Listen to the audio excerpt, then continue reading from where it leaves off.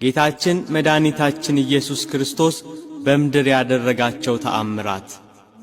ተአምረ ኢየሱስ። አዳም በሲኦል ተጥሎ በእግረ ዲያብሎስ ይቀጠቀጣል። ሞት በአዳም እንደመጣ ሁሉ ሞት የገዛቸው አዳምና ልጆቹ በገሃነም እሳት ይጣላሉ። በሲኦል ያሉ ነፍሳት ወደ ሰማይ አሻግረው ተስፋ የተደረገላቸውን ቀናት ይናፍቃሉ። ሕገ እግዚአብሔርን በጣሰው በአዳም በደል የሰው ልጆች የወጡባት ገነት በእሳታዊ መልአክ በብርሃን ሰይፍ ትጠበቃለች።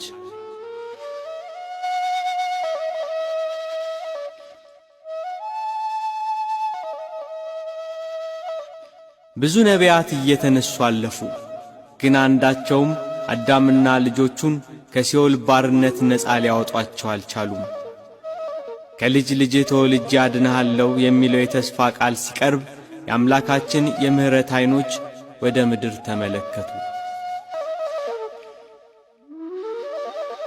ፍጥረታት ሳይፈጠሩ አዳም ሳይበድል ለእናትነት የተመረጠች እመቤት ከሐናና ከኢያቄም አብራክ ተገኘች። የአዳም ኀጢአት በዘር ያልተላለፈባት ንጽሕት እመቤት ለአምላክ ማደሪያነት በዚህ ምድር ተወለደች።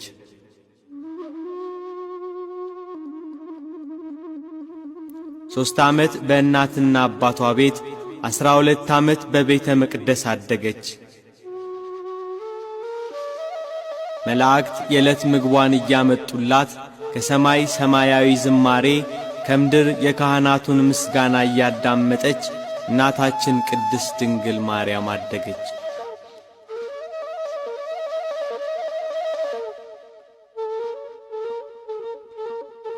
በአይሁድ ላይ ያደረ ሰይጣን ቤተ መቅደሳችንን ታሳድፋለች በሚል ምክንያት ከቤተ መቅደስ አስወጧት።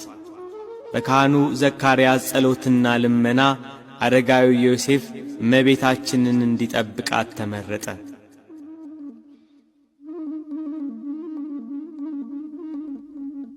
የመዳን ቀን ደረሰ።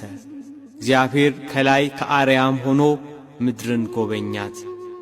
የዘመኑ ፍጻሜ በደረሰ ጊዜ እግዚአብሔር ከሴት የተወለደውን ከሕግም በታች የተወለደውን ልጁን ላከ ብሎ ቅዱስ ጳውሎስ ለገላትያ ሰዎች እንደነገራቸው